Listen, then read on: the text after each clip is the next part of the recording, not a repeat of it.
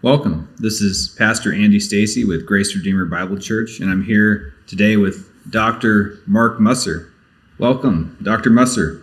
Thank you for having me, Andy. It's good to be with you. Yeah, it's good to be here, and especially good to see you. I haven't seen you in a while. Yeah, in a year. Yeah. So we have a yearly annual return to Olympia. That's our plan, to come back and see folks and encourage people and thank them for sending us to overseas and doing mission work. And it's good to be back.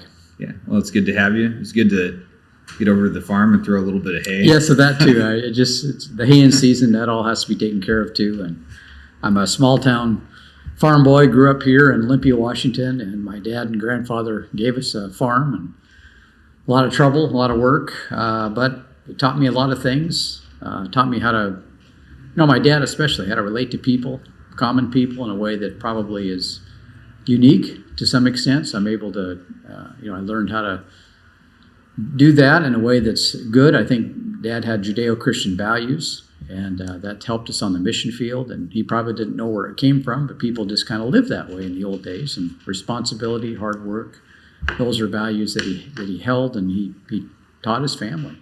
And those are important values that are no longer with us today. And it's why we're really struggling in our society with so much chaos going on today. Our dads have passed away, the guys that built our country, and the people that are going to replace them are just lots of foolishness, and it's not serious, a lot of foolish ideas, and here we are. Yeah. I remember from sitting through a lot of sermons how often illustrations from the farm would work their way in. And usually, almost always, the point of the illustration was, we live in a fallen world. That's right. On the farm, it is so obvious. In fact, I was in Kazakhstan, and I did a little English lesson. And they wanted to learn about the farm, hear about the farm. So I taught them all how we do, what we do, and all the things that go on the farm. And basically the same message. We live in a fallen world. You know that from the farm. A lot of people have romantic ideas about the farm, but until you've actually worked on one, you realize that romanticism is not true.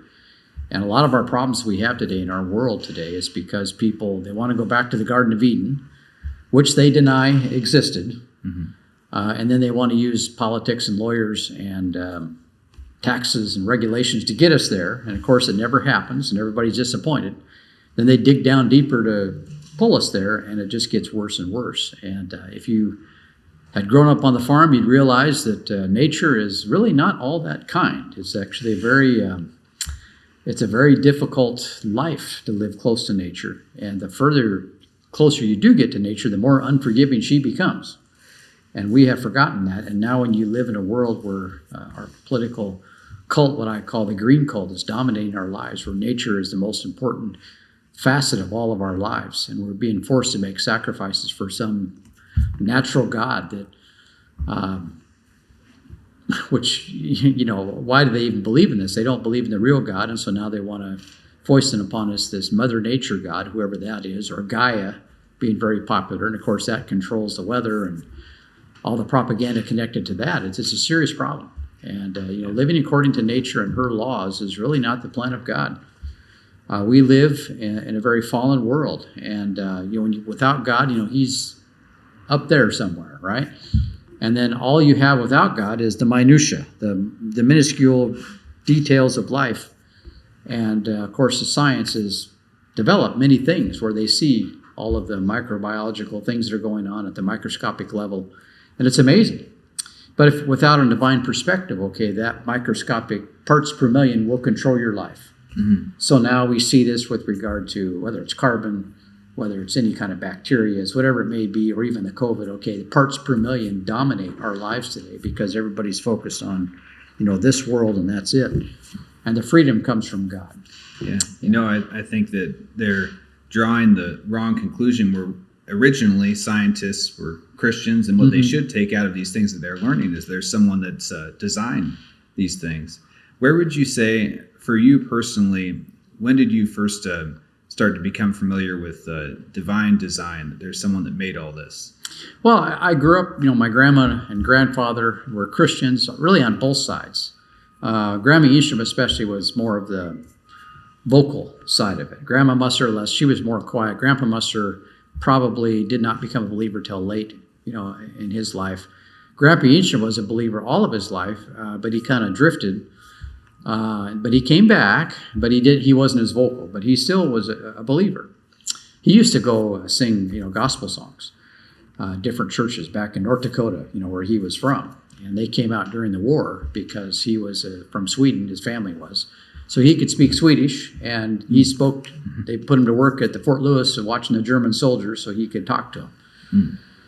And so they wind up living here. And so my dad's side of the family was already here on that farm where I grew up on. And then mom and dad met at McLean School, basically essentially grew up together and eventually got married. So I grew up in that, that atmosphere. And Grandpa was always talking about the Lord. I also had a missionary family, too, connected to this. So my grandma's brother was a missionary to Japan for many years. He became a believer during the war. And, it was he was fighting against the Japanese, and it was pretty bad. And so he That's remarkable. Yeah, I had a little prayer that, Lord, if you get me out of this, I'll even be a missionary to these people. And amazingly, that's exactly what he did. He probably took a lot of social flack for that. That too. And so, he was a minister to the Japanese people for many years. There was, in those days, very common, a kind of a legalistic bent in a lot of churches. So that kind of came with it. And of course, the Eastern mindset in Japan would have also, it had been very hard to work against that. Yeah. So I'm sure that also played a role.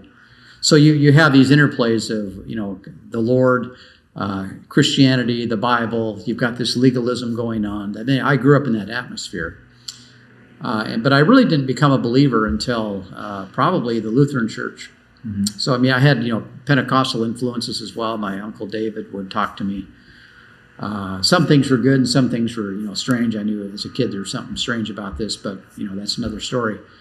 Finally, the Lutheran pastor in a confirmation class at the end of it basically came in and taught the class, and he said, justification by faith, the cross is a bridge between God and man, the resurrection. And that's my clearest understanding of the gospel going back to that date. I was probably 16 or 17, junior in high school. I became a believer, and ever since that time, the Lord has taught me, more and more as time has gone on. A little bit slow at the beginning. Trying to find a good church was hard, and that's hard today. It's even worse than it was when I was younger. Trying to find a good teaching church. You've got lots of just the same chaotic world we live in today politically. Okay, well, it's the same in our churches today too, and people don't realize that our national politics really reflects what's going on spiritually. And so if we have big political problems like we do today, it's because our churches are not doing their job. And so I didn't know that at the time. And I just understood a few things. The Lord taught me a little bit more and more here and there. And finally, I came across a very excellent Bible teaching church, teaching strong grace. Salvation by grace, live by grace. Grace is all about the glory of God. Religion is about the glory of man. So that's distinction. Religion is all about the works of man. Legalism gets caught up in that. It's very weak through the flesh, as Paul says in Romans chapter 8. It may look good on the surface, but at the end of the day, it's very weak and it's very hypocritical. Jesus called his enemies, who were the legalists of the day, as hypocrites. And they were the ones who crucified him. And they gamed the system to themselves, using laws to basically make money and rule the people. And it's the same today. Now we call them lawyers. And Washington, D.C., for example, today is the leading financial, the capital, the lawyers, the congressmen, all the people connected to that are the richest city in this country, which is the exact opposite of what was founded this country to avoid that. And now we finally have arrived there. And they're using that legalism to control our lives in ways that we've never seen before. And they're going to save the world. They're going to save us from global warming. We're going to die within 10 years. That's what we're hearing now by some congressmen saying this publicly. So they used to say this about Benny Hinn and some of the radical Pentecostals. Well, now we have actual political people saying the same thing. Okay, and it's even dumber because at least with the Pentecostals, they have a biblical perspective on this, something biblical. If you want to talk about the apocalypse, you've got to get back to the to the roots of this. Where does that come from? Well, it comes from the Bible, and you have to keep it within a biblical context. And if you politicize that, you're going to be really foolish. And that's where we are now. And so they're using science is now being hijacked by this apocalypticism, which goes back to the Gaia movement, okay? And you can bring it back to the Greco-Roman pantheism of the old days where they worship nature, God was nature, the idolatry of the past. It's coming roaring back as people have rejected the Judeo-Christian God. So here we are. And so it just over time, I had to sort through all of that type of teaching, which is common. Well, and you had a very interesting time when you were exposed to a lot of this stuff in your college years. And you also had someone who was at the same time teaching you something completely different. Right. So could you share a little bit about that? Yeah, this is part of the reason why I was able to give that little speech on what's going on today from a general perspective.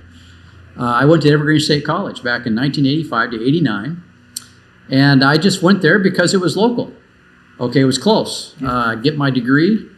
I took a year off from high school, and I worked, and I realized that, wow, school is actually pretty easy, not too bad after all, because working was more difficult.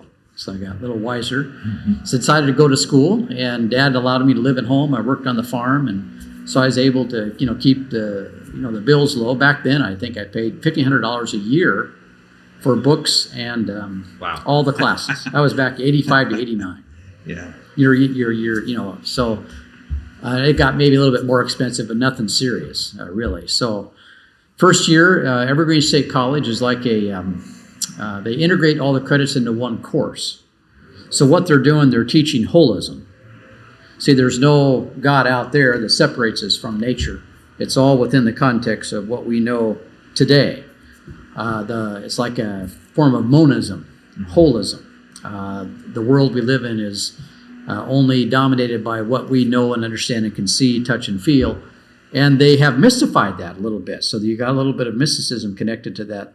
When you start worshiping the material as all that we know, there's going to be a mysticism that's added on top of that. So we have this stuff going on in our culture, see, political mysticism, even though they think they're secular, but they're not. So they integrated all these courses, credits into one class. So my first January, from from September to January, I took my first 2 semesters, political ecology, 32 credits. So I learned all about Native American studies, how they were supposedly close to nature. The Europeans came in, so European history, how they came in and destroyed the relationship between the colonizers. The colonizers came in and they destroyed the relation to nature and man. It also destroyed the Indian culture. So we were all studying that with great vigor. They blame Christianity especially for that because the missionaries, they came in and tried to convert them. Of course, the Bible is not, the Bible never teaches communion with nature. Genesis chapter 1, God has made man in his image. God is above nature. That's transcendence. He's on the outside. Okay, when I look at the world around me, this holistic oneness, without him, okay, this is their worldview. And so they exclude God as if he doesn't exist. The designer that made everything, which they look at the numbers now, they can not only they see numbers, mathematics, they can also see language in DNA today, which is amazing. They got super libraries going on inside of our living cells at the microscopic level. Copying machines are working. Translation is going on. You got guards that are protecting, from bad stuff that goes on. You've got all kinds of unbelievable, almost computer-like digital stuff going on inside of us. And then they say that there's no designer. So this holistic oneness, they try to exclude God. We learned evolution, okay? We learned biology, okay? All those types of things. We also did lots of writing. And then we would have to talk about these things. And so that was part of our credits. And as a Christian, I was always attacked, because I had a Christian view. So they were all upset. Christianity made the world into an ecological mess because man was above nature, could treat the animals any way you want to. Adam named all the animals and has been mean to them ever since. Jesus hates the wolves, because he's protecting the sheep. We heard all these arguments against Christianity. So I was a young Christian man, and I knew something was wrong with all those arguments. I didn't know exactly how to deal with all of that at the time. And so I put it on the shelf, and, the Lord taught me some things. But then the Bible teaching church I went to really helped me a lot to stand up against it. But that was not until my junior year. So the first year was hard. Then I took a course called Thinking Straight. All we did was read Plato. It was actually a good course. Logic, grammar, writing papers, and then we just read Plato. They probably don't have that course anymore. I don't know. That's an interesting question. Yeah. Right, because it's more of an idealistic course. You're studying reason and logic. So then the next year, I took a very good course called The Classical World. 48 credits of just studying early Greeks, early Christianity. That was really good. And a Jesuit priest taught us. So he was a little bit liberal, so I started to get the liberal Christianity version. Some things were actually pretty good, but a lot of things were also, it was all mixed up too. And so we read all of those things. We also were introduced to a lot of German philosophers and mystics and religionists back in the 1800s who criticized the historicity of the Bible. So my second year, I had to deal with that. So first year, the ecological lens, the ecological angle, why they're against Christianity. And then my second year was all about the historical criticism. Most of it was developed in Germany that tried to uproot the historicity of the Bible. So I had to deal with that as a young Christian man. And then my third year, this was basically Marxism, communism, socialism, race, class, and gender, all the stuff that we see today being taught. Back in those days, people just laughed at it. Even the Democrats laughed at it. Yeah. Right, that was the 80s. Even the Democrats laughed at it. My dad would have never gone along with any of that stuff as a kid. Yet he was a strong Democrat, conservative Democrat. Mm-hmm. And so he had Judeo-Christian conservative values that are no longer with us today. So that they would have not have listened to those things. But, I did. I studied it. And I realized, that this is really, it's very unserious in many ways. Because then I started to learn the Bible from a Pastor Ron Breckel, a very serious Bible teacher. Probably the first church I ever went to, which I was really learning the Bible. And he studied verse by verse. He taught categorically. He taught the meaning of the cross and resurrection, how to live, how to walk with God, how to use the word daily. Lots of things he taught. And of course, he would teach whole books of the Bible. So, the book of, like the book of Job or the life of David, the book of Colossians, the book of Galatians, So these were all things that changed my life. And it helped me wrestle better with the college. And then my last year, I took MPI, Management in the Public Interest. So if you think about, that's how you become a bureaucrat. Mm. So you look at Evergreen's education. Okay, you start out with ecology, then you go on to, maybe some other liberal arts types thing. But basically it's liberal. And then you go on to the socialism, communism, and I would call fascism too, and mix that with the race, class, and gender. Okay, then you become a bureaucrat. Mm. So that becomes the foundation of your whole thinking. And then they put you behind a desk, and then you're unionized with tax dollars when you take on a job working for the state, which is that's an abomination because now they are working against the taxpayer. Yeah, and that's really a sad situation. But this is what's happened to our culture because people have left the God of Scripture, and the freedom is from the Bible, the transcendence. That's where freedom comes from. And if you're all wrapped up in the minutia, you're never going to be free. You're going to be controlled by that minutia. And that's our problem today. And so I never thought about it that way in those days, but I see it now. We are being controlled by parts per million today. This is the whole scientific enterprise today. It's so wrapped up in the green movement. And by the way, just because science has certain facts about parts per million, that does not mean anything until someone decides to politically practice that. Those are two different issues. What science says as facts is one thing. What you decide to do about that is quite another. Yeah. And people are not. They just assume that, okay, the facts say this, that means we have to do this. No. That is not how it works. That's all political. Mm-hmm. Okay, and once you go from factual science to political science, that is a huge leap. And this is where most of our problems are now stemming from in our society, because it's lots of control, lots of super legalism, lots of hypocrisy, just like it was in Jesus' day. And our churches are being controlled today. Our lives are being controlled today. They want to bring back the masks, which probably did very little good. It's just amazing what's going on today, and so many people are going along with it because their lives are all wrapped up in the minutia. They're not looking to anything transcendent today, and so here we are, very difficult times. Yeah. So we're here at the Black Lake Grange, and a lot of the things you just shared, the farm is just a few miles away. Mm-hmm. Evergreen State College, which maybe some of the people that will watch this might be familiar with that college because it was in the national news a couple of years ago. Right. But that's just a few miles away from here. But at the same time that you were going through this, you mentioned Pastor Ron Breckel. And I remember you told me once he opened a sermon with this great line about Rahab. Do you remember that? With Rahab, he was a guy that he was a scary guy, on the surface. But if he was a great guy personally, but from the pulpit it was serious. I mean, he was a guy that from the pulpit it was all business and very serious and respectful.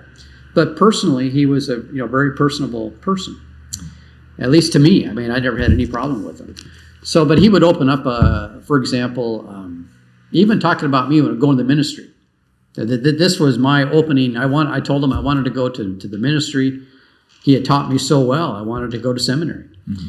So one time he opened up the sermon and he said, "Here we got a young whippersnapper here that wants to go to seminary and wants to get involved in ministry. My advice to him is don't do it."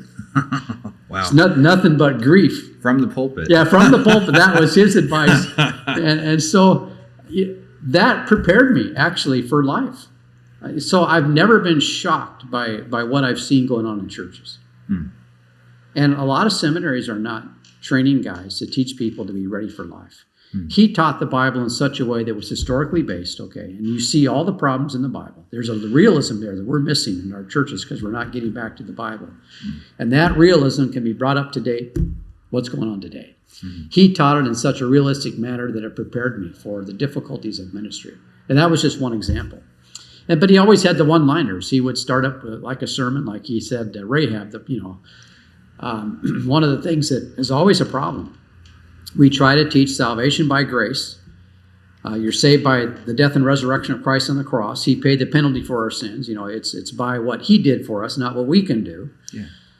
And so everybody just looks at that and they just kind of ignore it. They don't really believe it. They don't really trust it. They want a little bit of grace and a little bit what they can do for their salvation.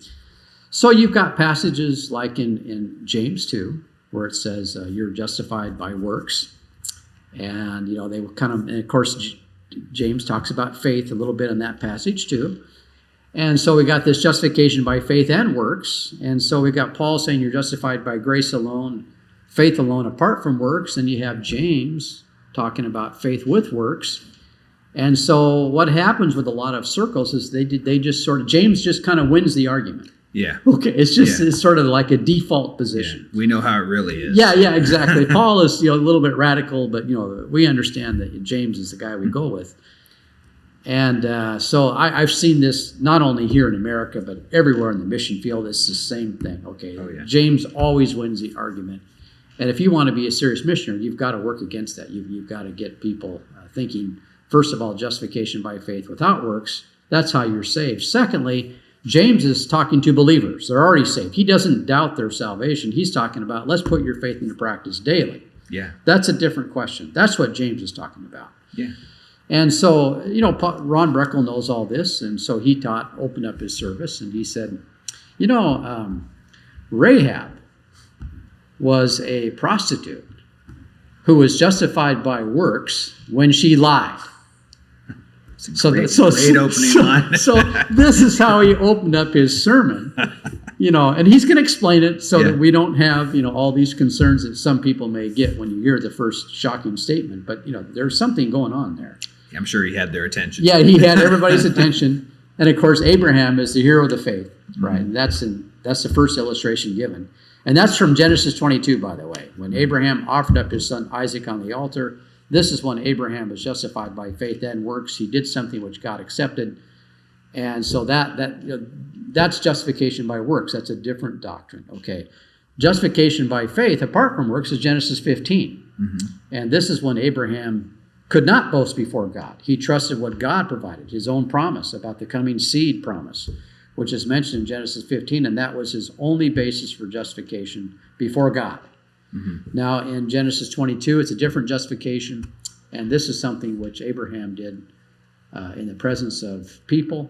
So Ron Breckel taught basically James 2 is justification before men. Okay. And a lot of guys teach that. And if you look at even Romans 4, you've got, if Abraham was justified by works, it's actually a first-class condition, if you're technically with the Greek. And so you say, and he was. Okay. Then he has something to boast Then he about. has something to boast about, but then he qualifies that, but not before God. Yeah. So Genesis 15 is how we're saved, exclusively by grace, apart from the works of our own selves, by the cross and resurrection of Christ, Romans 3 and 4.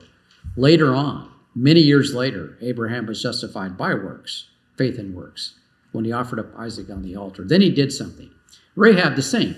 She already heard about the gospel because of what happened when the Exodus, when Israel was saved out of Egypt. And of course, that's a grace operation. God just pulled them across the sea by grace. They were redeemed by grace. I mean, they put the blood on the doorpost by grace. That was all things which illustrated salvation by grace. They heard the story, how Egypt was destroyed in that process. So she heard the gospel already. She knew about it. Even she records, she actually re-says what everybody knew about that situation. So she was already a believer. And then so when the spies came in to Jericho, she already believed the message, and she knew who to entrust herself with the message of grace, which I assume that they gave to her. They told her what God did for them in Egypt. And so again, she here gets fortified, and she's going to save those. She has a heart for the Jewish people because of what happened, and of course a heart for God's plan. So she's going to protect those spies. She may have lied, but she protected those spies. She protected them from the plans which God was going to use against Jericho at time of judgment. Of course, war is always a different situation too. Okay, you've got to be wise in war, and so that's how he dealt with that issue. And he was a guy that taught the Bible, but he also was able to make people jostle them a little bit so they can kind of wake up from our kind of spiritual slumber, to think sharply about things and seriously. The reality, the thing that really changed my life probably about Ron Breckel's ministry was the reality, the difficulties of the ministry, and the harshness of it. Don't be shocked when you see people really struggling. This is just how it is. Yeah. Well, and I know that he was a great grace teacher, that he could communicate grace really well. And one of the chief objections that I've seen as we all try to communicate, the grace of God and how it really is for some people, it seems that their chief objection is it removes the incentive to, on the one hand, not sin, but on the other hand, to serve God. And, I have to admit that I feel bad for people that think that way, because you can see that they really haven't grasped the grace of God. Right, exactly. Now, but I see in your life, having at that point when you started to understand the grace of God, I've seen what I've seen in a lot of people's life is it was like you were shot out of a cannon. Yeah, exactly. No, right. Yeah. Yeah. Grace is a game changer. So it changed my life to where I wanted to serve the Lord. See, and I did it voluntarily. I teach this often. I said, look, our job as pastors is that you got to teach people to become volunteers. Yeah. And there are no shortcuts to this. I don't care what the situation. You've got to teach them to be volunteers. Otherwise, you're just going to be cajoling them. You're going to be, trying to force them, trying to prod them, and that's just legalism. Okay, it's not going to work, and you just get caught up in the religious system. You just go through the motions. You go through the church program. Basically the church program is set up like the government. If you look at it carefully, it's just a program. Okay, and so it's just on a smaller scale, but it's the same stuff going on. And you just get caught up in the system and the legalism, and we're not training people to be volunteers. What God wants are disciples. Okay, He wants those disciples to be out there on the job. He wants them to be out there with their families, with their friends. And He wants them to be a witness to those people. They're all not going to believe, of course. Most of them are not going to believe, but He still wants you to be a witness to them. And we're not doing that, okay? You've got to train people to be to be their own witness out there in the people that they influence, the people that they know, where they will see the changes in them too. And they will see the positive changes. They may look at him like, well, he's a strange guy, but they realize something is different. They don't know what it is, but something. And then we've got to learn to be more serious about our walk with God so that we don't come across as being foolish. There is a passage, that where it talks about, even Jesus talks about this too, where he, Father, I thank you that you have not revealed yourself to these wise people, wise people in the world. Paul talks about this in 1 Corinthians 1, where the Greeks are the wise of the world, but really they're foolish. I have that one in Matthew. Yeah. Matthew 11, 25. At this time, Jesus said, I praise you, Father, Lord of heaven and earth, that you have hidden these things from the wise and intelligent and have revealed them to infants. Yes, Father, for this way was well-pleasing in your sight. Yeah, and that's basically Paul picks up the same thing, 1 Corinthians 1, the Greeks. And, of course, they thought they were really smart. But Paul shows that they're really foolish at the end of the day, and so does the Old Testament with Proverbs. Even Jesus showed them to be fools too. Okay, it's like the wise and leadings are like almost like a euphemism for the leaders of Israel who were caught up in legalism and caught up in their own schemes, and Jesus calls them out on it. And so they are our leaders today are very similar everywhere, and it's not that people use verses to use this as an excuse to be foolish, okay, to be mystical. And that's not what Jesus is trying to teach them. What he's trying to say is that prideful people, because of their learning, because of their worldly credentials, they become proud of that. In the process, they become anti-grace. And in the process, they set up their own legalistic system, which is opposed to the plan of God. And then they credit themselves and become prideful of what they've accomplished. And then they become opposed to everything God does in grace. And then grace shows up, and then they want to attack it. And so, see, this happened in Jesus' life. It happened in Paul's life. And if you want to be a serious disciple of the Lord by grace, it's going to happen in your life too. Oh, yeah. And it's frustrating. Yes. Because, you're telling people the best news ever. Right. And they hate it. Yes. Right. This is the problem. The problem is pride. People they're prideful of their own works, and they don't want to let it go. And they're going to hide all of their good works under this superficiality of legalism, when underneath they have all these problems. And they know that they have these problems, but they don't talk about them, really, sort of, kind of. They're pretty private about it. And we have these deep problems, and of course, without the Lord's Word, you don't really understand how the problems, deep they are.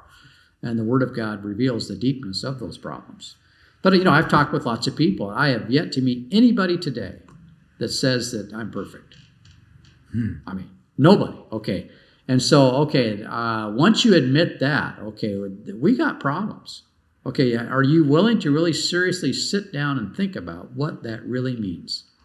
Okay, you just admit, I'm not perfect. That means I am fallen. And that's not just an abstraction or some form of mysticism. That's a reality. You just admitted that. Yeah. And it's empirical. This is not some strange doctrine coming out of the Bible. Okay, you've just told me, you just admitted that I'm not doing what I know I should do. Okay, what's the problem here? And they don't stop and think about that, really, seriously. And most of our political problems are wrapped up in this. People are not thinking about how serious the problems are. So then they think that they can overcome it through a little legalism, a little bit of law, a little lawyerism, a little bit of do-gooder stuff, and then we can be great. Oh, yeah. That's a very in vogue right now. Yeah, it's two phrases. To do the work, right, and we will do better. Often these are... We will overcome, this kind of stuff. And yet everything shows us that we are not overcoming. We just came out of a virus pandemic that should have told everybody, we live in a fallen world, and all the masks in the world did nothing, and all the vaccinations in the world did nothing. But people are so trust their own works, they cannot look at anything else. And they're not learning to trust the Lord. This is a problem. And so they're focused upon themselves. The selfishness we see in our world today is all wrapped up in this same type of legalism. And it's just really sad. We live in a culture that they will not help you personally. They're very selfish. They want the government to do it for everybody. Yeah. I'm sorry, that is not God's plan. God wants you to do the work. That's part of becoming a disciple. So he teaches disciples to do the work of the ministry. And that's what God wants you to do. You get saved by grace. Okay, that humbles you so that you recognize that I can't do anything to get saved. Once you understand that truth clearly, God says, okay, I got a humble guy now. That's the guy I want to use. I'm going to disciple him. And I'm going to pay him too. I'm going to reward him for his good works too. Once he understands salvation by grace, okay, I've got that now. Now we'll talk about works and all the do-gooder stuff that you want to do, but you realize that grace is going to help me understand that this is not about trying to save myself. Mm. I'm just grateful for what God has done for me in grace, and I want to do this for others. So he's going to teach you how to be wise, how to look at the world, how to treat people, how to minister to them. Life is just a ministry. That's all it is, guys. Everybody has all these, basically what we have in our world today is political idealism, okay, based on the doctrine of evolution. And everybody's disappointed, throughout their entire lives, and yet they still believe in that political idealism, even though it fails them every year. Every election, they get disappointed. Okay, and it's the same results, only it's worse than it was last time. So since Reagan, we've come full circle. We're back to Jimmy Carter, but worse, okay, because at least Jimmy Carter had integrity, okay. And in those days, you had some conservative Democrats like my dad, where they recognized that you have to protect your country against enemies. Yeah. And now today, everything is John Lennon, I'm the walrus, cuckoo, cuckoo, and also all you need is love, all together now, all you need is love. See, all these silly love songs of the Beatles are now political policy today. Yeah, especially the one Imagine. Imagine, a world without... These are just silly love songs of the Beatles. Now they control our politics today. And of course, John Lennon sang a song, I am the walrus, cuckoo, cuckoo. He doesn't even know the difference between an animal and a person, okay, because they've denied the transcendent meaning of God and man and nature. So now they don't even know the difference between an animal and a human being. And so what happens? You start treating people like animals. It's inevitable. There's no way around this. If you degrade people by basically equating them with an animal, okay, there's no way that at some point you're going to start treating them as such. Oh, yeah. And the last 2 years, by the way, we've been herded and treated like animals, okay, with what's going on. It's just really sad. Almost like experimental animals from what I'm seeing. It's a very serious and very sad situation. And the West has allowed themselves to fall into this big trap. Yeah, and you saw a lot of this coming from your time at Evergreen State College. Right. And during that time, you also you shared about Pastor Breckel. Now, after that, you went to seminary. And I have kind of an interesting question.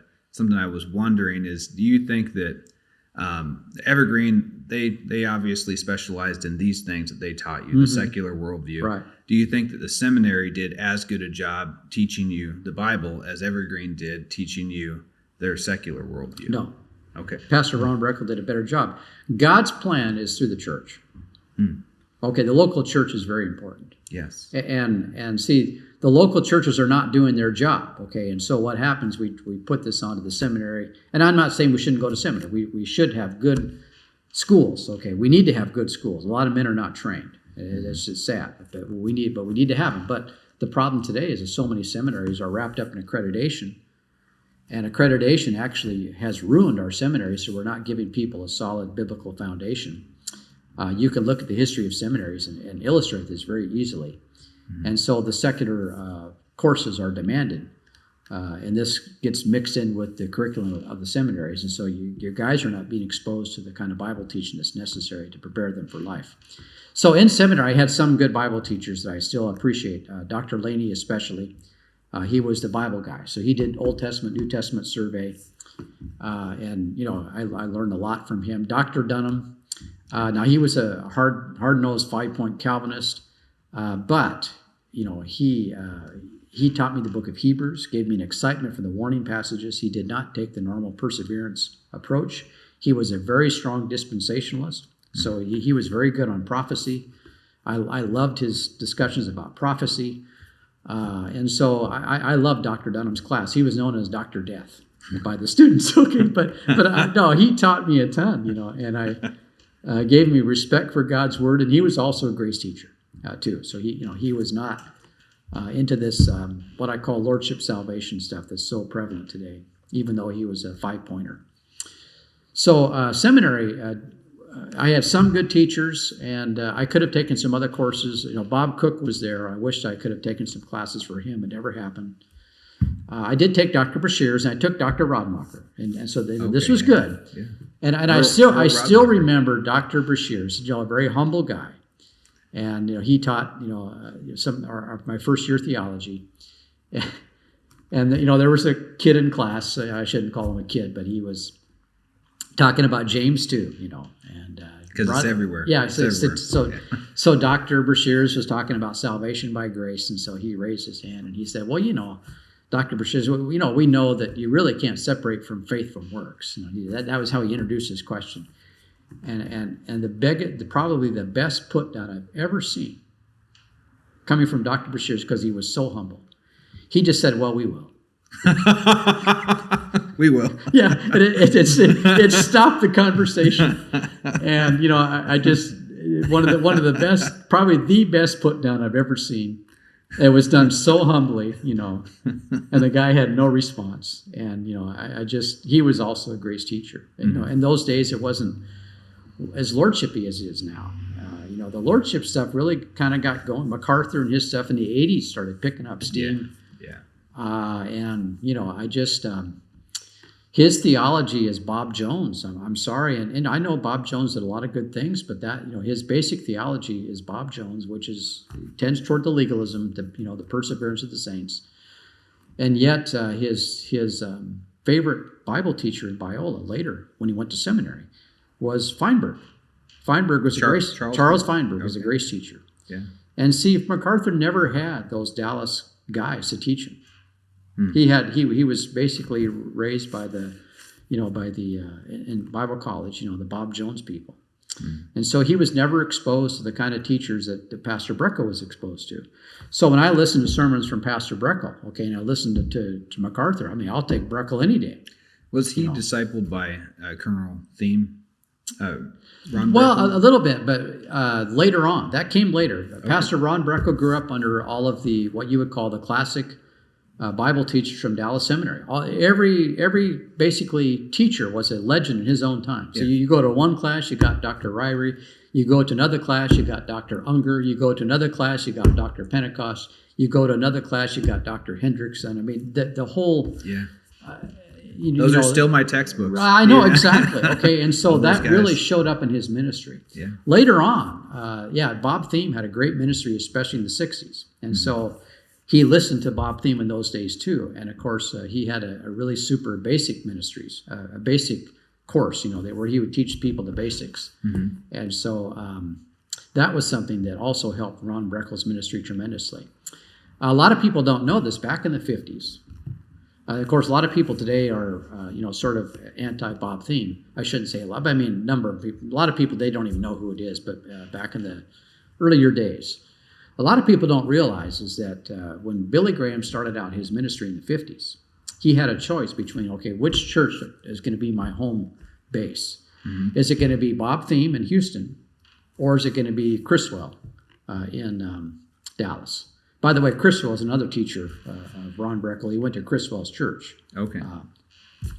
And he's another solid. And he also had Dr. Mitchell in Portland at Multnomah back in the days. And Paul Mitchell was another strong grace, classic dispensational Bible teacher in Multnomah back in the day. Okay.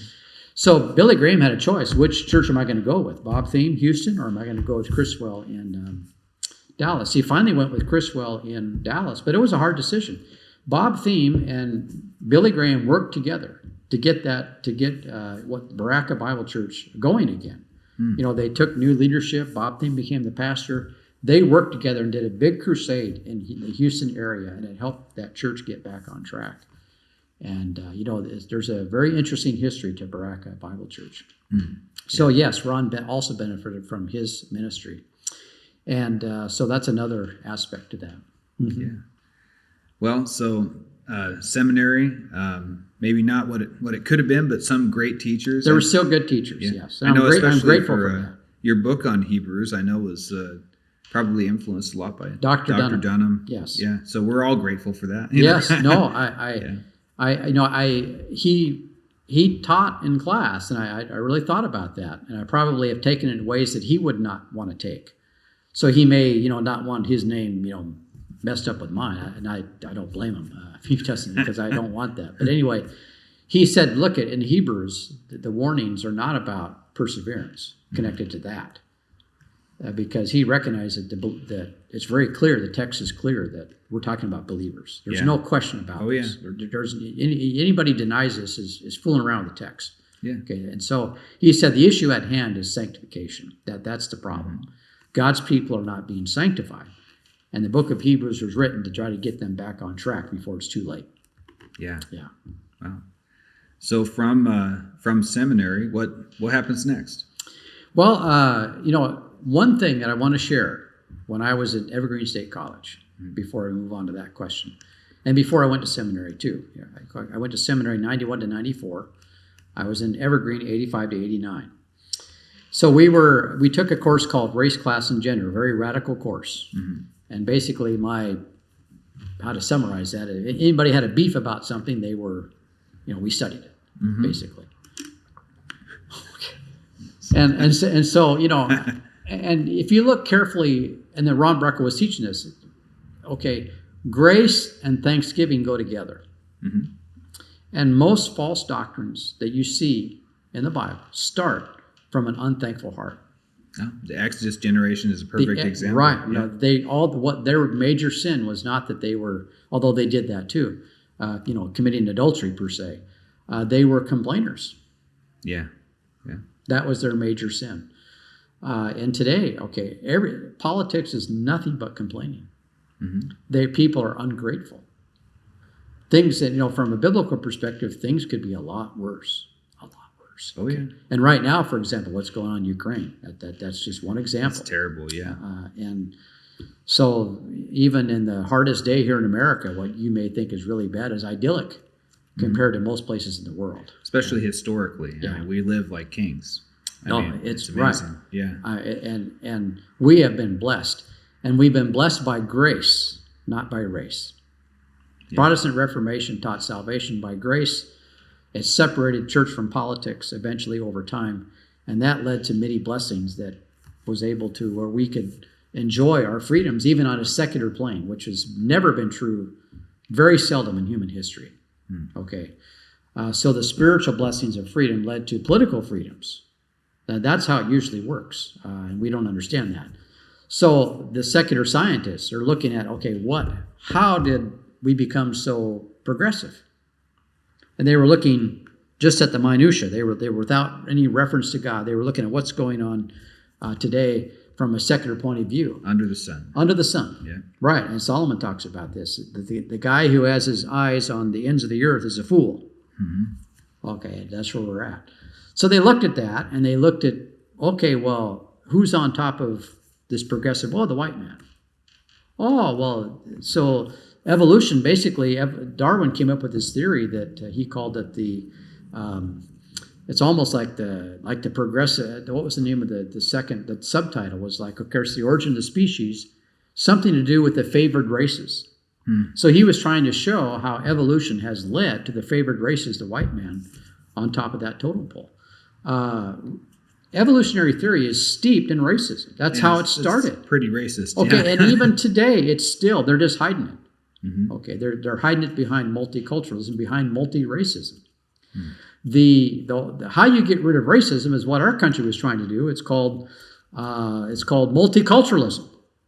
That's how you deal with that. Not multicultural, but the melting pot. I'm sorry. Yeah, the melting pot. Where all those distinctives disappear. Mm-hmm. Let me give you an example. Okay, my family, all of my grandparents, they came to America with a Scandinavian background. Mm-hmm. So my name is Swiss, but my blood is Scandinavian. Okay. Now, when I was a kid growing up in the farmhouse, my grandma had everything Swedish all over that home. Mm-hmm. Everywhere. Christmas especially. But even without it. So I had this Scandinavian paraphernalia all around me. And I grew up with the Scandinavian subculture. Look at the shirt. Yeah, here's a Switzerland shirt. Yeah. And I love Switzerland. Anyway, that's another story.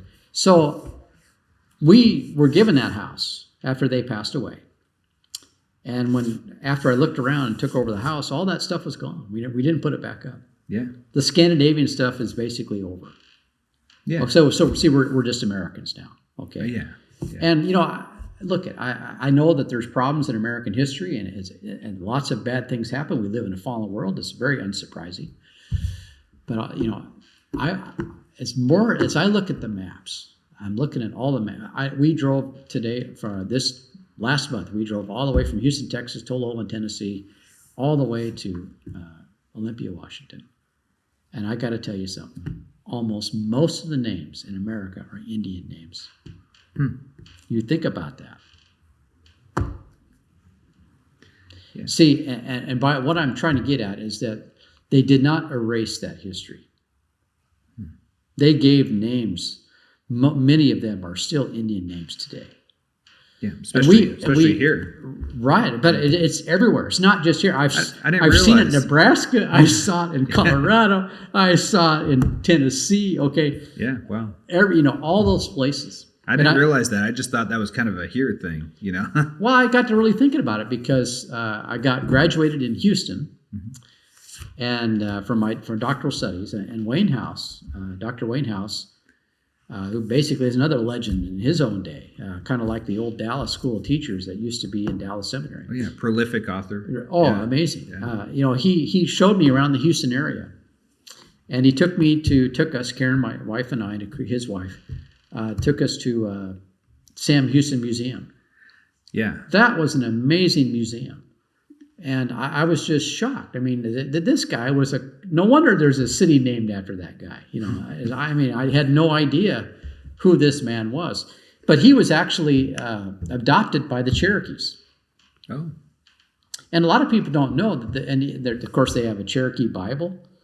The Cherokees were Christians.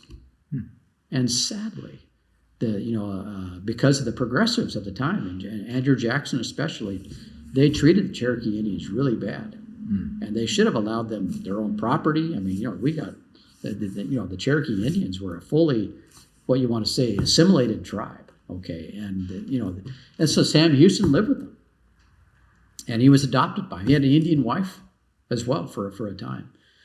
And later on, he moves to Texas and did lots of really interesting things. And, of course, he becomes a hero of the Texas independence. And then he becomes, of course, a general, of course. And he becomes a Christian, by the way, later.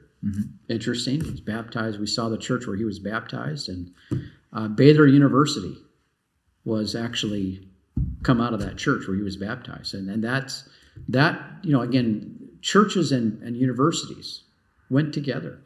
Well, we get no credit for this. Okay, this has been always the truth, behind churches. They always led to university. They always wanted people to learn because the Bible emphasizes the book, learning, becoming disciples. Okay, that this is something which is endemic to Judeo-Christian culture. Okay, the Jewish people, going back to the Old Testament times, even in their ancient culture, they were a literate society. Yeah. Though this was not true of the pagan culture in which they grew up in. They were all literate. They could read, they could memorize. Okay. And the Greco-Roman world, very few people were educated. Only the elites. Okay. And we're going back to that, by the way, especially now the last couple of years. They don't even have to educate kids anymore. They just put them in a mask and just let them sit there. And there's been no education going on. In my personal opinion, this is child abuse on a huge, massive scale. What we've been witnessing, what's going on in our schools today. I'm very angry with what they have done to our kids. Yeah. It is really, it's criminal. And I'm very, and my wife will tell you right now, the last 2 years, the education has basically been thrown into the trash can. Okay, and these kids coming up now, she's a school teacher. Okay, the last 2 years, they're not ready for the first grade. They're not ready for second grade. They're not ready for third grade, fourth grade. They are way behind. Yeah. Okay. It is not the job of a school to stop a virus. That's not their job. Yeah. Their job is to educate kids. That's it. And they're not doing that job. And they didn't stop the virus. Yeah, they couldn't. They could not. And their legalism did nothing. They probably made the virus much worse than it ever should have been. Yeah. And I'm really, and it's just so obvious how stupid this whole thing is. And it's because our lack of education now is so politicized now. It's just strictly politics. You know, I'm watching the news now, and it's just, you know, global warming nonstop. You know, I'm just watching this all day long. And I don't even watch it. And of course, when we were here 2 years ago, it was COVID, just all day long. It's all they talked about. And we have serious brainwashing going on right now. People are becoming zombies. Oh yeah, I think of the university system too. Right. Like you described, you shared about your academic background, and when I was coming up, you know, that was kind of the typical thing, is that you go to school, and then after school you go to college, and then after college you get a job.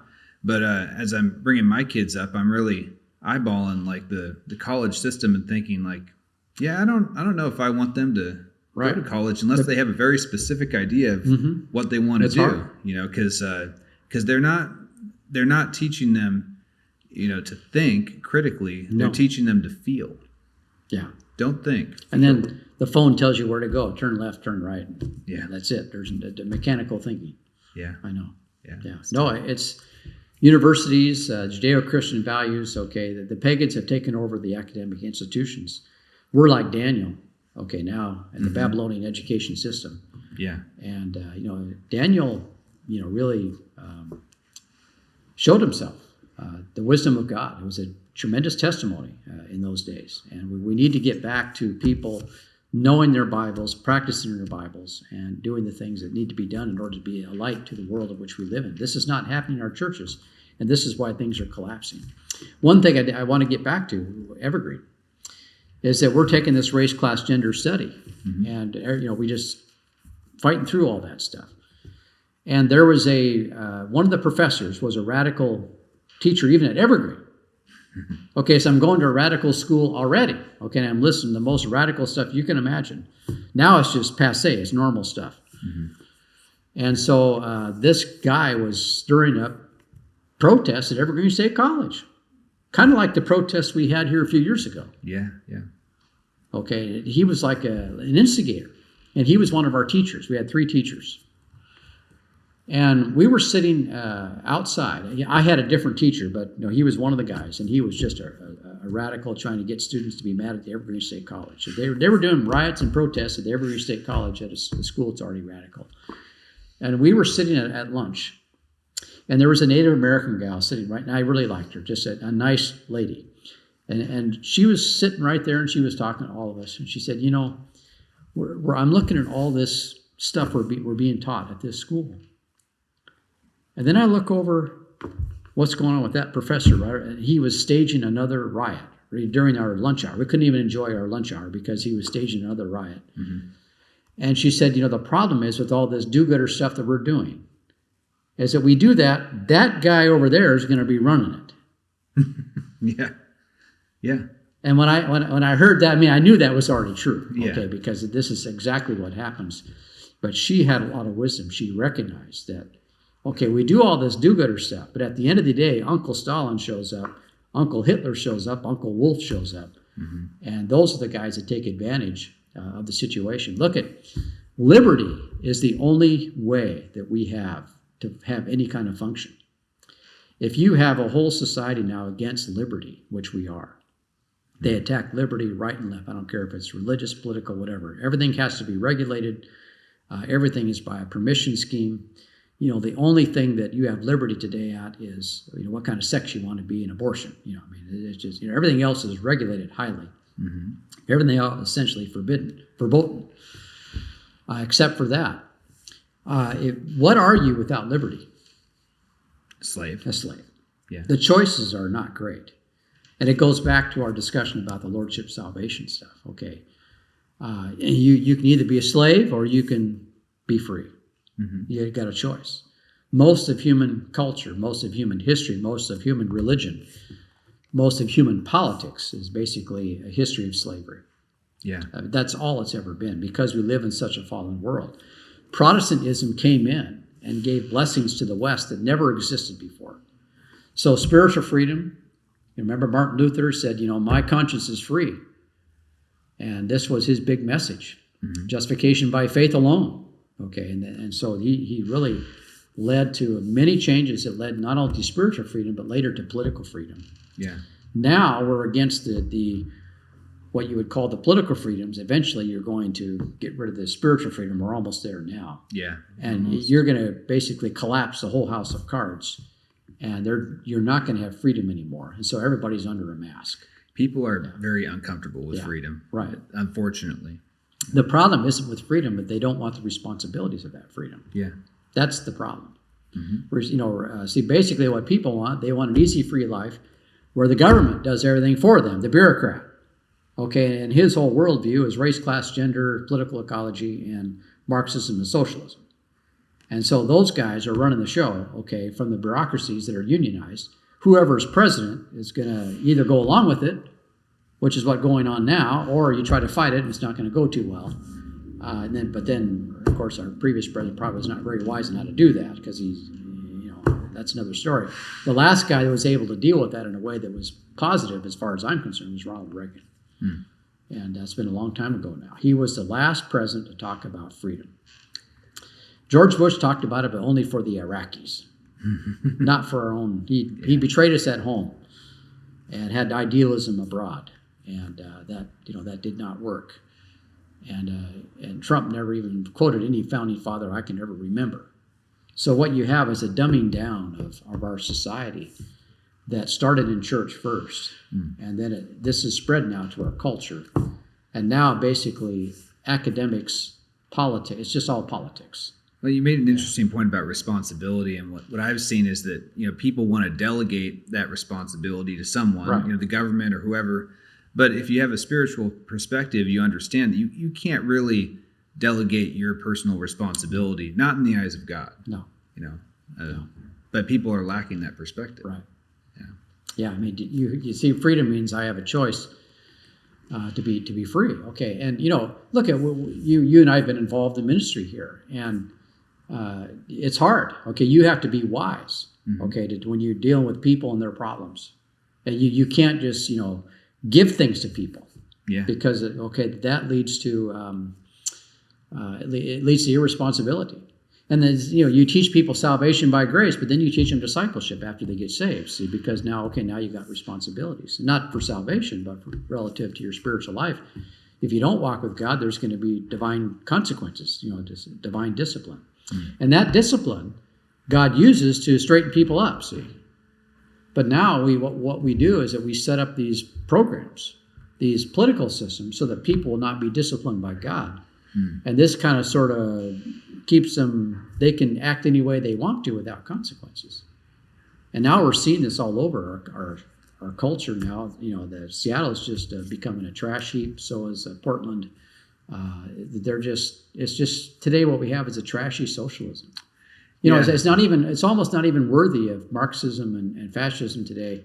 It's just trash, and it's like a leftist trash. I don't know how to describe it. That's what I'm looking at. A dumpster fire. The dumpster fire. Yeah. It's getting ready and everything's getting ready to get burned up, and the global warming is coming, but it's not because of people driving too many cars.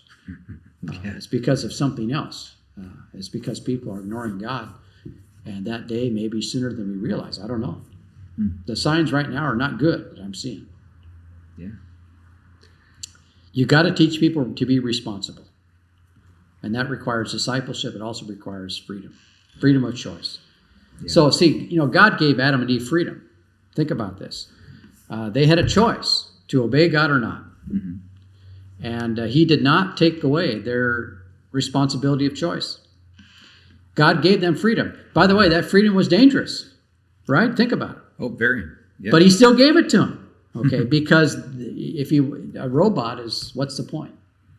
Yeah. See, if you're just going along with it, if you're just doing this because you have to.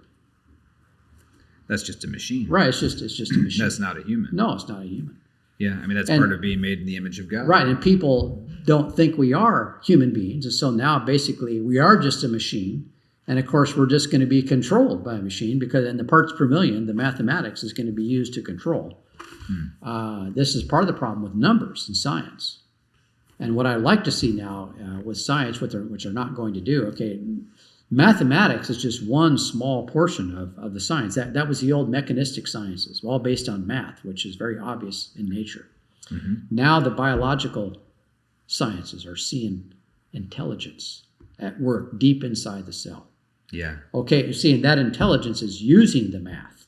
Mm-hmm. Okay, so if we're serious about really educating ourselves, let's really take a look and have a great respect for that intelligence that's at the root of all of life. And only the Word who created the heavens and the earth, who made the earth wisely and made us wisely, can explain all of that. Oh yeah, Darwin posited that if it could ever be demonstrated that we were complex at the cellular level, that his whole theory would fall apart. Yeah, he admitted that. Yeah. And now they've come across that realization. Beyond complex. Right. I mean, it's absurd. Yeah, it's beyond the. Yeah. Yeah. Wow. So that intelligence, okay, we are made very intelligently, even at the physical level. Mm-hmm. And that demands what?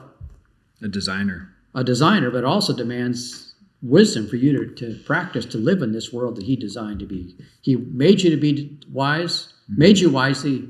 He wants you to use his word to be wise in order so you can live in this world, and that requires responsibility. Yeah. The Lord gives wisdom, it says, but you also have to want to desire it. You know, again, it goes back to you teach people to be a volunteer, and the best way to get people to be volunteers is to teach them grace. Yeah. Yes, I know that some people will abuse their freedom and sin with it. We all do. Mm-hmm. Okay. The option is what? Teach them law. And people sin anyway. They sin under the law. In fact, most of the sin that I've ever seen, it all occurs under the law. Every one of them. Mm-hmm. So you can make the gospel of grace more strict, but it doesn't matter. You can make it more lawful in your mind, make it more legalistic. People are still going to sin because all sin occurs under the law. God gave the 10 Commandments and people sin anyway. Yeah. So the idea that if I make the gospel more strict in order to make people straighten up is a false idea. It's not true. Human history is littered with people failing not only the Mosaic law, but every law that you can ever imagine. Yeah. And today in our society, we have hundreds of thousands of rules and regulations in our society.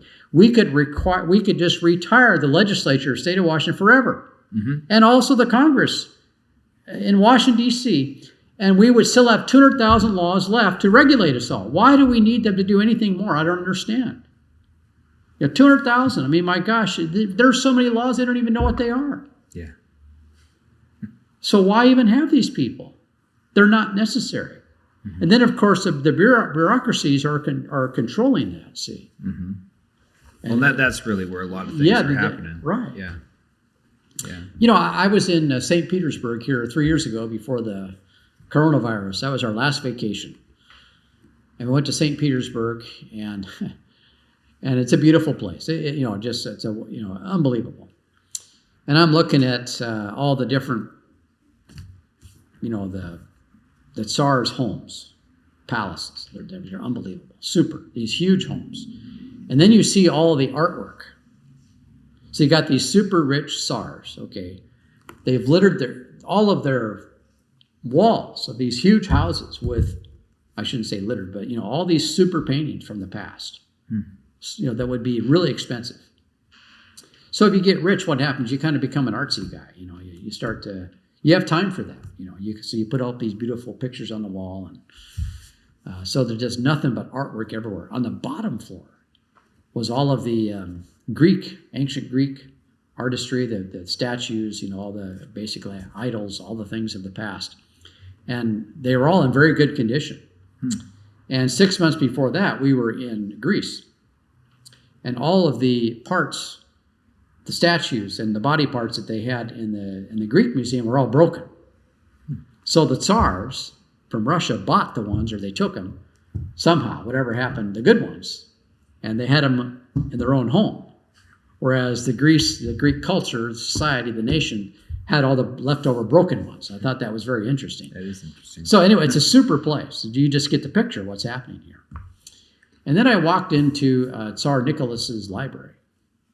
Beautiful, unbelievable, books everywhere.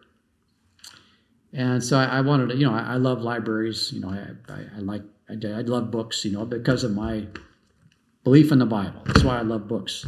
That's why I don't like phones, by the way, because it reduces your life down to a text image.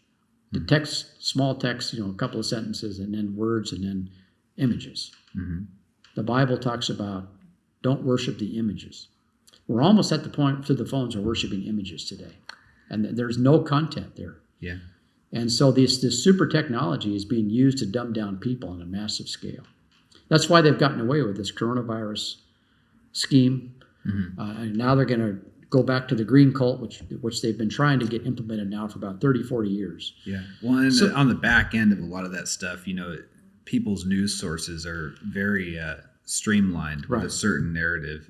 Unless you're looking for something different, unless you know something different exists, you're just going to get whatever the mainstream is telling you. If you want to know a subject, you've got to read books. Mm. I don't care what. You're reading a news article, okay, that's nothing, okay? You've got to read books, okay? You got to have a foundation to understand history, okay? And people aren't doing that today. So anyway, here I'm looking at Tsar Nicholas's his library. It's incredible. Then I start looking at what's that guy reading? And he's got walls of books, and on those shelves, every one of those books said laws of imperial Russia. There's laws, yeah. And here I am, I'm thinking, boy, I had no idea that the peasant economy of Russia was so complex. Okay, what's going on? No wonder there was a communist revolution, Mm-hmm. And then what did they do? Well, they added more, Oh, yeah. And so people believe in law. That's how they're born. That's how they're brought up that way. And when you become a Christian, that's salvation by grace. God's working against that. You died to the law. Yeah, they're right. That's even discussed. So you believe in Christ, and basically God places you into the body of Christ by grace. That means the history that Jesus lived, he supernaturally gives to you as a gift. So that means you died with him. Yeah. And that's what the law required. Law requires death. Yeah. That's right. It demands it. And so you're a sinner under the law that demands death. So Jesus did that for you on the cross, took care of it for you. And he did it by himself without your help. He told Peter that where I'm going, you can't come. Yeah. Okay, and Peter thought he was going to die for the Lord, had a sword out, Mr. Lordship salvation. He's going to die for the Lord before the night's out. Okay, he denied he even knew the son of a gun. He used swear language, by the way, when he talked about Jesus before these women. Mm-hmm. Yeah. So Mr. Lordship salvation became, very humbled. Swearing like a fisherman. Yeah, that's right. He swore like a fisherman when I don't even know that son of a gun.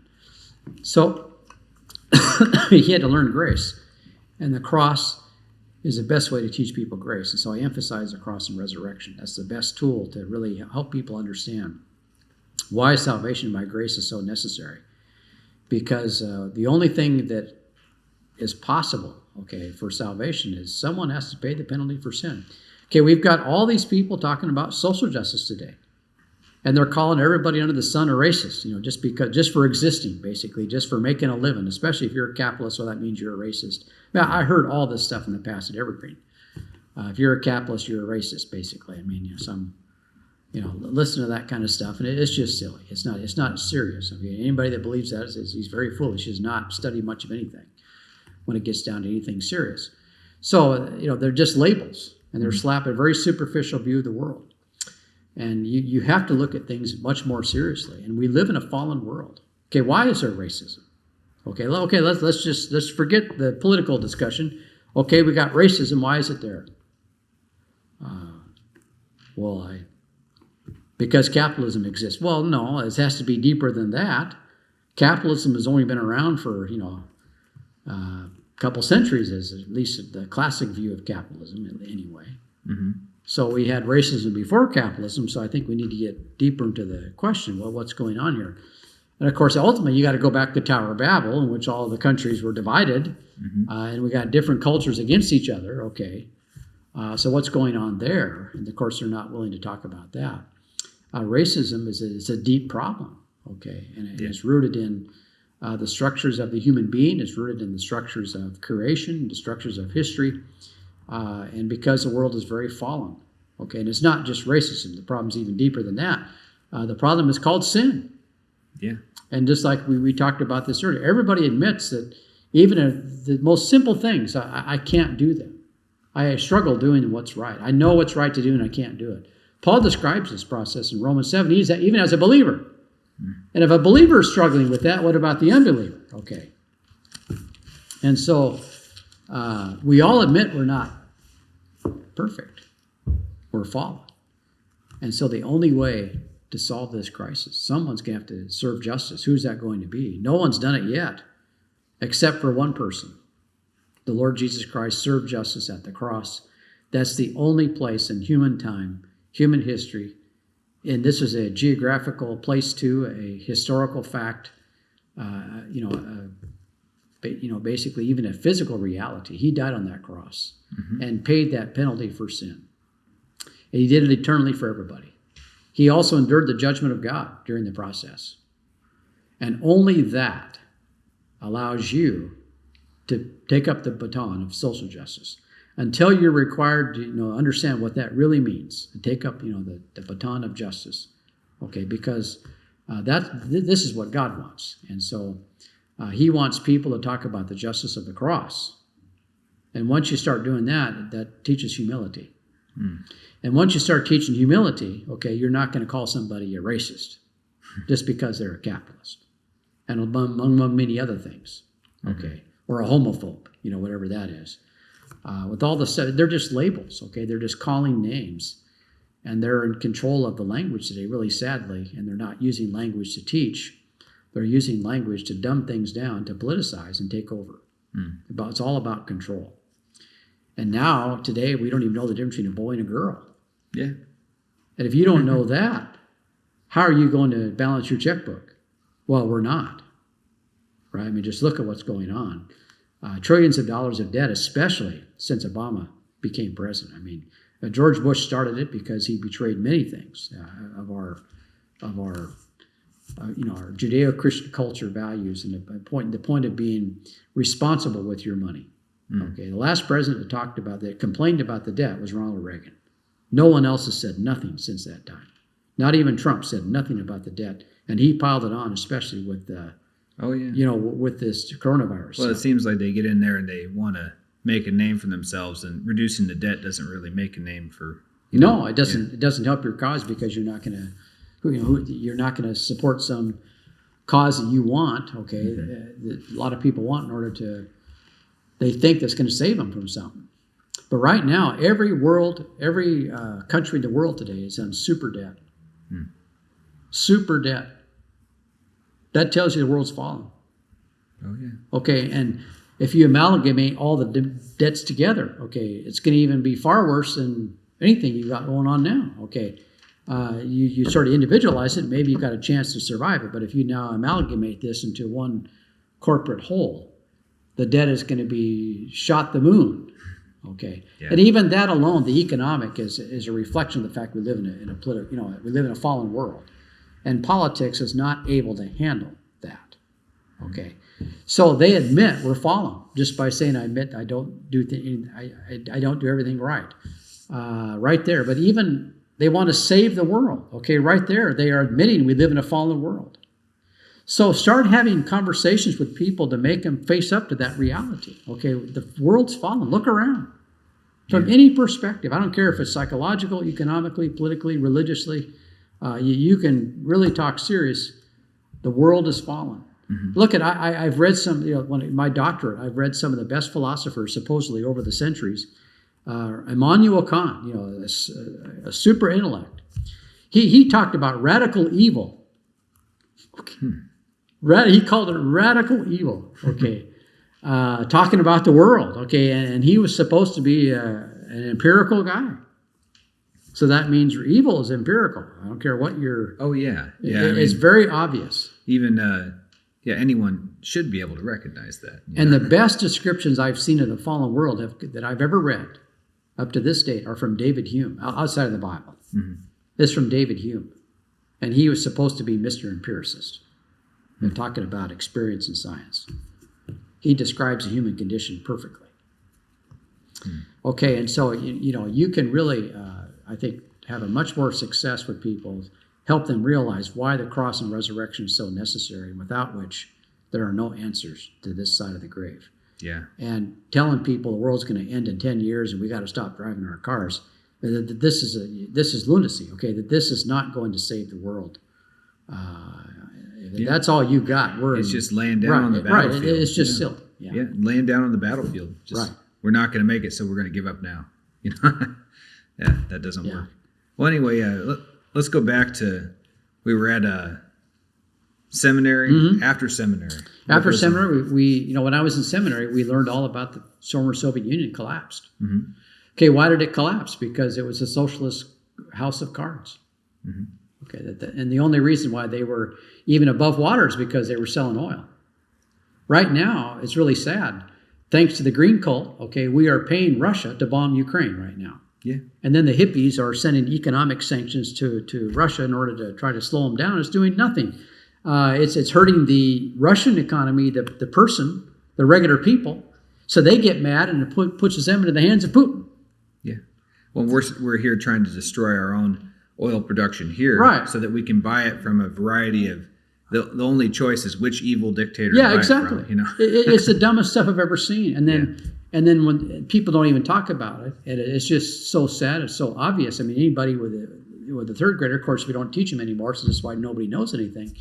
It's pretty obvious what's going on. Okay, what helped, especially the '80s, bring down the oil prices? Where Alaska came into one of the things that came into oil production. Okay, right. And this helped. Of course, all the Jimmy Carter foolishness we got rid of. Reagan becomes president. And so then what happened to the Soviet Union? Well, the oil prices collapsed and they weren't selling all their oil to all. Yeah. Okay, so here we are, socialist countries selling their gas and oil, okay, at prices that were too high. And then when that all collapsed, the whole thing collapsed. The Iron Curtain falls. And then that must have been a very exciting time in the church. Mm-hmm. So you had an open door to teach the gospel in the former Soviet Union. So that really intrigued me. And so after seminary, we always did Bible studies here locally in Olympia. But thanks to Pastor Breckel, he started it back in the late 80s, and I just kept that going over the years, off and on, in between seminary. And I went to Portland, Oregon. And then while we were going to doing the study here, the Bible study here, and of course we would go to his church up in Kirkland area on Sundays. But we had a man that had an open door in a town in Belarus, and his name was Jody Brown. He worked for at the time Village Ministries International. This is back in the 90s, and there was serious Bible training going on at the Machine Building Institute in Mogilov, Belarus. They had 80 to 100 students in a class. Mm. He had a number of professors there, pastors, teaching straight Bible in Mogilov, Belarus at the Machine Building Institute, which would be like the MIT of Belarus. He said, we need more people. I need more. I don't have them. I need more teachers. We had the demand is great. So what an opportunity. I mean, so we jumped at it, and at least I did. Karen went along with me. I got married in 93, 94. So I got married in 93, and then finished up seminary in 94. And then we went to Belarus in 95. We were there for a year. As soon as we got there, that program got shut down. Okay, for like 4 or 5 years, the Belarusian and Russian, especially the Belarusian, it kind of collapsed, or there wasn't much leadership. So you were able to do some things. Okay, well, the one kind of old Soviet guy took over the country, and then he immediately brought back the KGB and then put a stop to that. So we arrived just in time for that. We were shut down, but we still had enough response. We were able to start a church there. And so that church has been there ever since, and we helped to get that church going. And we've ministered to that church off and on ever since that time. But Belarus is really hard to get into, so we can only do it. We lived there for a year, but because of we went there because to teach at a college. Okay, well, without now just one church and a small church at that. There was no reason to have everybody there, so we actually went back to the States. I tried to get a church in Albuquerque, New Mexico. One of my colleagues went to Kiev, Ukraine. So, and Ukraine was wide open, no restrictions. And so I tried to get this church in Albuquerque, and they finally said no. And I was number 2. And of course, and that kind of made the wait longer. So they were kind of divided between number 1 and 2. Sorry about that. And so they finally went with number 1, of course. And I'm always number 2, the story of my life. So, but that's okay. I don't care. So anyway, we go to Kiev, Ukraine to join Jim. He said, Jim Myers, he's my colleague in Belarus. And he said, it's unbelievable here. Things are wide open. I need your help. So sure enough, what he said was true. I didn't believe him, first of all, because the Soviet Union was a tough place, especially Belarus. But no, it was amazing. And even today, at least up until the war, Ukraine was the most spiritually free country of all the former Soviet countries. Yeah. And whatever the political situation you may have, I know that the Democrats have done much damage to Ukraine. And it's true. I know that. But they still had spiritual freedom. And that's the main target of the enemy right now. And I don't like either East or West right now. If Ukraine survives this, they're going to have many problems from the Western influencers, which I know are not going to be good. I have no answers to this. But I don't like them being bombed either. Okay, I wish that something more constructive could have been done between the Russians and the Ukrainians. But there's a difficult history there that goes back to not just yesterday, okay, and not just back to Yanukovych. Okay, you've got things going on in Ukraine that go back to the 1930s when Stalin, took over Ukraine, starved the Ukrainians. They had their own Golodomor, which basically is a Holocaust. Yeah, the Holodomor. Which very few people have acknowledged. And even today, the Russians have not even acknowledged this, even today. Mm-hmm.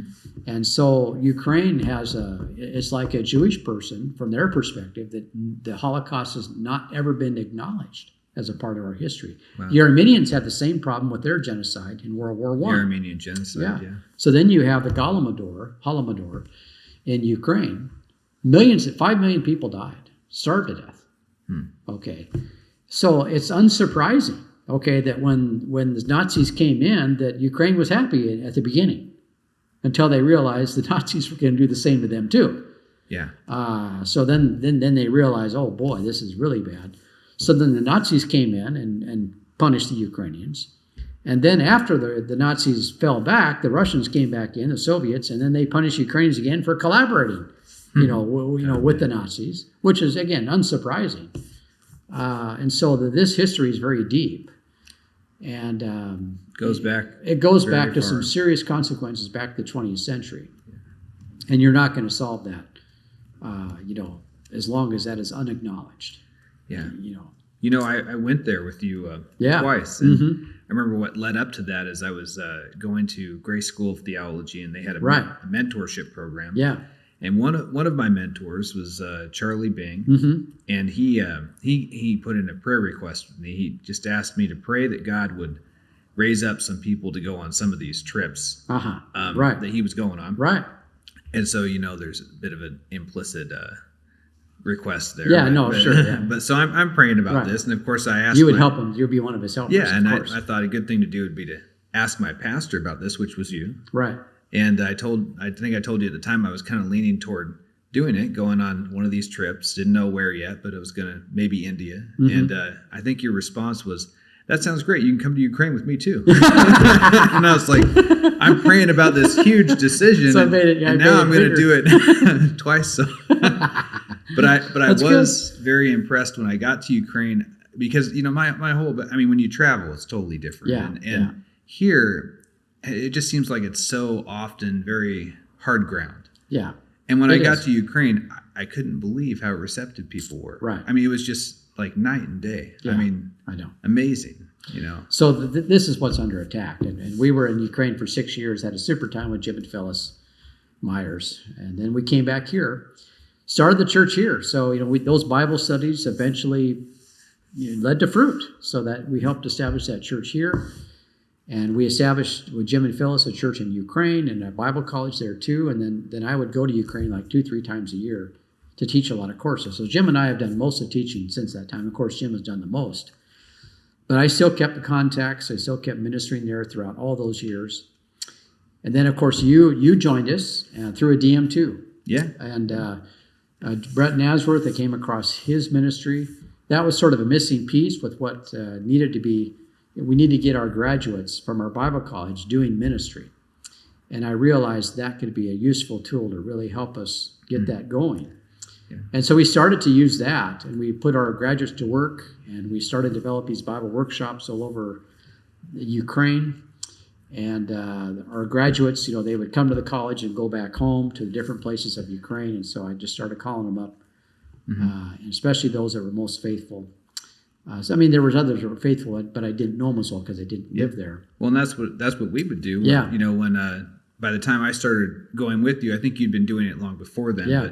But it was more well developed by the time I joined. And we would go to these churches, right, and we'd have Ukrainian teachers, right, and we'd be in there with translators. We were teaching all over town, teaching every night. We were busy. We brought Austin with us too. Yeah. So he helped us, and we had a super time. So when that started to really develop, it was blossoming. I was looking at Karen, I said, I think we need to go back to the mission field. This is unbelievable what we've got going on right now. So we started to scheme a little bit, and one of my schemes that we had thought about in the past, I call it my scheme because my wife, again, she goes along with me, and she's a hero for doing this. But when we lived in Ukraine the last 4 years, she worked at international schools because she was a school teacher. And then that provided free tuition for our kids. Mm-hmm. So and the schools back then were pretty decent. It was actually the one school that she worked with was used to be basically almost like a private Christian school. It wasn't, but you had Judeo-Christian values were there at the foundations of that school system. So it was actually pretty decent, kind of like when we were kids. So when I was a kid and went to school. And so she was teaching. The kids did very well in these schools. And we came back home, and we thought, well, if we ever go back to the mission field, it would be good to, I'm not a money guy. I'm just a farmer. I got small churches. I can't really raise money that well. So it'd be good if Karen could work at an international school in one of these former Soviet Union countries. I can, they take care of expenses, take care of visas, things like that, residency. The first year we had a really hard time with our residencies because the guy that was supposed to do it wasn't doing his job. That's another story. But they provide all kinds of benefits that I can't get as a missionary. So anyway, we did that, and they sent us to Armenia. And then I could use Armenia as a base. Ukraine was really close, 2 hours away by plane. Mm-hmm. Yeah. And so we were ramping up that ministry. And that worked super. And then we started to develop local ministries in Armenia, slowly, but eventually over time, good ministries there. Belarus we went to as well on occasion, and even other places, the former Soviet Union. And things were going super up until the virus stuff hit. And then things have been hard to get back to where they were. We still have not recovered from what we were doing at the time. And now the situation, we have the war. So our plan was to move back to Ukraine permanently, maybe work for a few more years at the school system. We bought a townhouse in Ukraine, and then we were going to retire there. We have our living expenses taken care of. This would enable me to take care of stuff with my little mission that we set up. And we started out with this church, and then because we just made a decision to go, and then after that we're able to get going with our own mission. And, it's hard to raise money. It's not easy. Yeah. So I've used my wife. I say it there publicly, openly. It's true. But she's been super. And if you've got a wife that's willing to do that, but that takes training, discipleship, guys. Okay, it takes a willingness, a volunteerness to do that. And, so it's enabled us to return back to the mission field.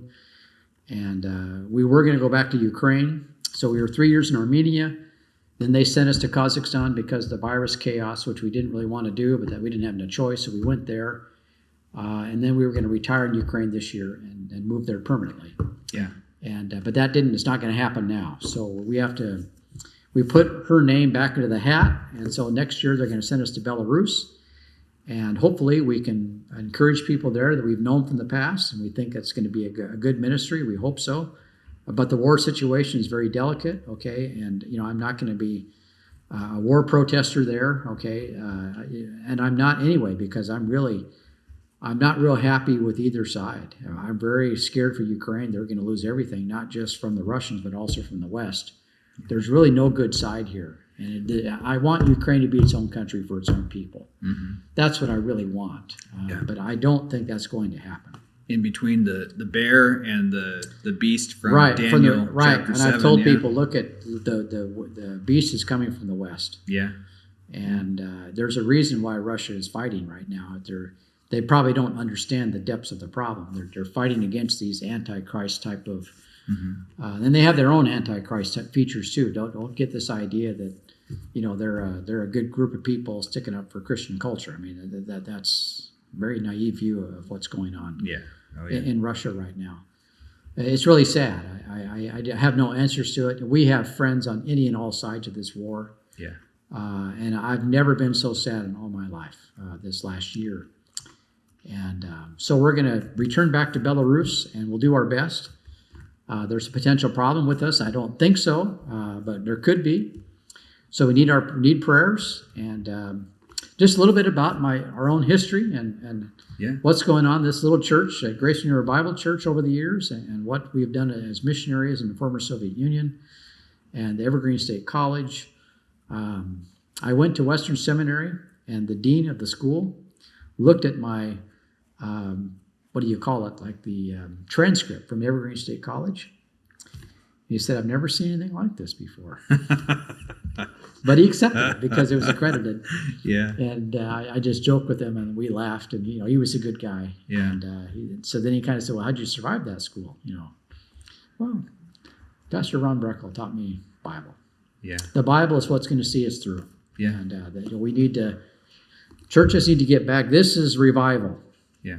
Real revival. Psalm 119 is very clear about this, guys. Real revival. Revive me according to your word. Revive me. This is repeated over and over again in that psalm.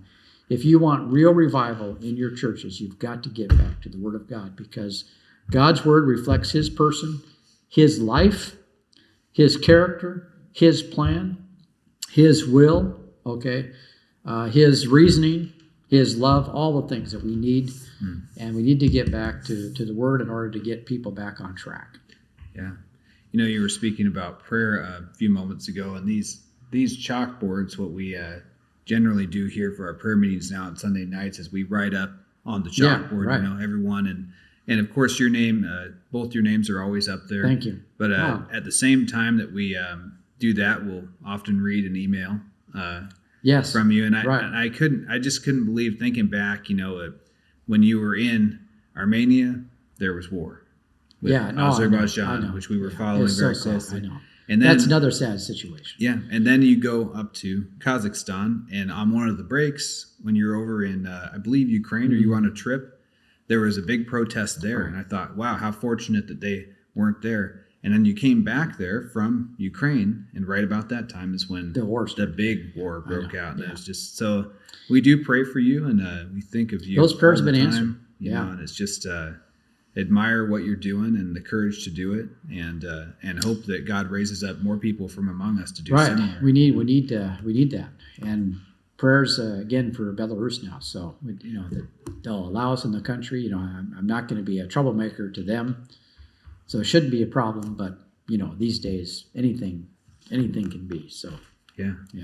Well, all right. Well, I think that's a good spot to wrap it up. Thanks so much. Thank you so much for coming. And thanks for having me. Yeah. All right. So if you'd like to support Mark, I'd like to ask you, Mark, to share how can people find you? How can people support you? In what ways? And maybe you'd like to write the address down on the board. So we started the group called the Ararat Rainier East-West Fellowship. Forgive me for the long name. But I picked that name because I knew no one would copy it. So I've picked names, and this I was going to call this church Grace Chapel. Somebody called me and said, you can't use that. We already have that. And so anyway, I just picked a name that you can't copy. It's called the Ararat Rainier East-West Fellowship. Mount Ararat is near Armenia. Mm-hmm. And you can see Mount Ararat from Yerevan, Armenia, the capital of Armenia. And then Rainier, of course, is local. They're both huge volcanoes, beautiful. So I just named it after the two mountains that I know the best. And now Mount Ararat is now my favorite mountain now.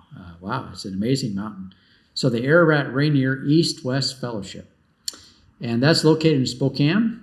The address is there. And we have a website. So it's www.arewf.org. So arewf.org. Let me write it down. So that's the Ararat Rainier East-West Fellowship. Or you can simply call it a roof. So our treasurer, Andy, calls it a roof. Our Tony Bow calls it a roof. Andy's the pastor of this church. So I'm going to do Andy. What am I thinking about here? Ararat Rainier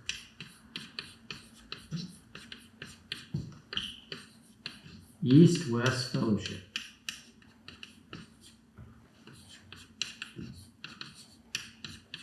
So we minister to the former Soviet Union. That's a big place. So East-West is right. That's located in Spokane. Here's the address. You can send checks to 12402 North Division Street.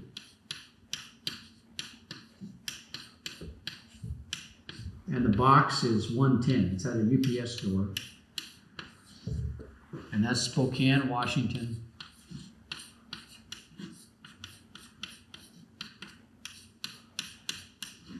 And zip code is 99218. And here is the website. So aroof.org. All right. So you can make out the checks to a roof if you want to, just very simply, or you can spell it all out. And we are a 501c3 charity, so we can give you receipts for that. And that would be greatly appreciated because we need all the help we can get. I'm just, again, a poor dirt farmer from Olympia, Washington. And it's not easy for me to raise money. Yeah. So we will be very happy for your support.